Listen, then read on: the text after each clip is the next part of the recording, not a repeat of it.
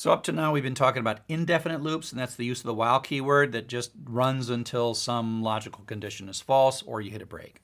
Definite loops are finite. They are going over, say, all the lines in the file or all the items in a list or all the characters in a string or something.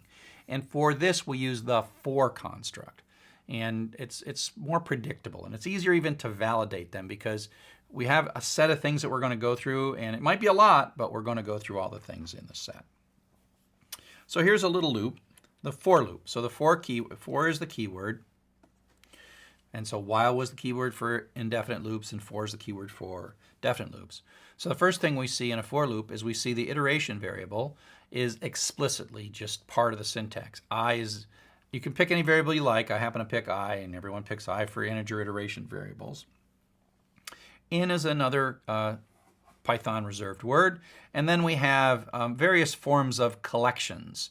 And we'll find that files are collections, lists are collections. This happens to be a list of 5 integers, 5, 4, 3, 2, 1.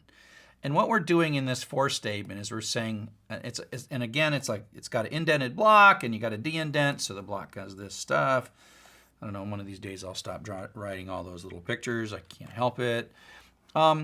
But at some level, what we're saying is execute this block 5 times. And I want I to take on the successive values, first time through 5, second time through 4, next 3, then 2, then 1. So it executes this 1, 2, 3, 4, 5 times. And the first time I is 5, print. The second time I is 4, print. The third time I is 3, print. 2, 1, and then we're all done. Blastoff. And so we construct it in a way that we just have directed Python to do all the work. We have an iteration variable, we have a set of things we want to loop through, and it just guarantees that it's going to run this once, code once for each of these 5 variables. Or that's another way to draw that would be, run it once for 5, run it once for 4, run it once for 3, run it once for 2, and run it once for 1. 5, 4, 3, 2, 1, Blastoff. Right? So that's very definite. Python takes care of everything for us. We don't have to have a logical condition to stop or anything like that. It's really quite nice. This doesn't have to be a list of numbers. This is a list of strings. And so I put this in a variable. And this is where you got to be careful because I named it friend and friends, which makes perfect sense, but don't believe for a moment that Python understands what plurals are. So friends is a list of 3 strings, and friend is an iteration variable that's going to go through it. So I stick this list into friends. So square brackets, list of strings, Joseph, Glenn, and Sally.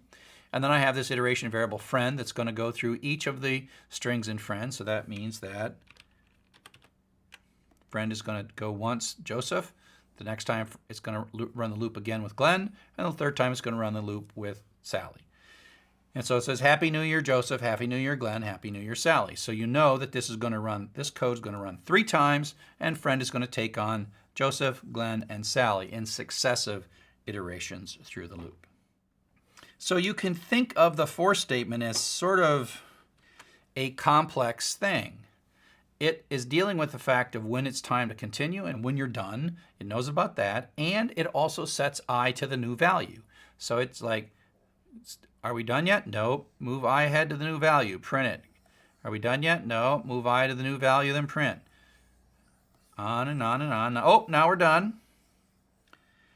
All this logic here, this yellow bit, is constructed by you using the for statement. You can tell it what to do, and it just writes the code. You could do this with an I of an increment or a subtracting and a while loop, and while I greater than 0, you could do this. But for loop just does it for you. So for does a few things for you. And I like in. I think it's basically saying for each of the values in 5, 4, 3, 2, 1, have I take on the successive values and run that loop 1 time. And that's the in. That in is I think the in is a well thought through Python keyword because that's how I think of it.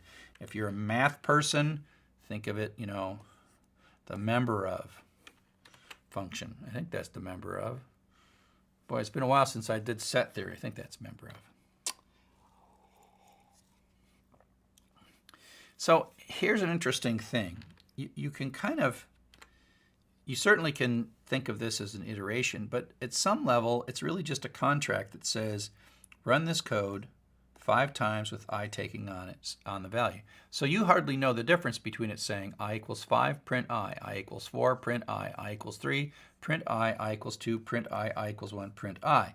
So in a sense, this is what happens, meaning that the for loop is telling us how long we're going to run, and it's managing the successive values of I to make sure that our happy little line of code gets executed 5 times with the right value of I. That is the job of the for statement. The for statement takes care of all this for us. So that's one way to think about the for statement. Even though this is a more common way to think about the for statement, this is sort of equivalent. And think of those two things as equivalent. So, like I said, definite loops are for lists or lines in a file or characters in a string, and they iterate through members of a set. Up next, we're going to talk about sort of loop idioms, and that's how we make use of loops and how we use loops to do things like find the largest or find the smallest or check to see if a value is present or something like that. So that's what's coming up next.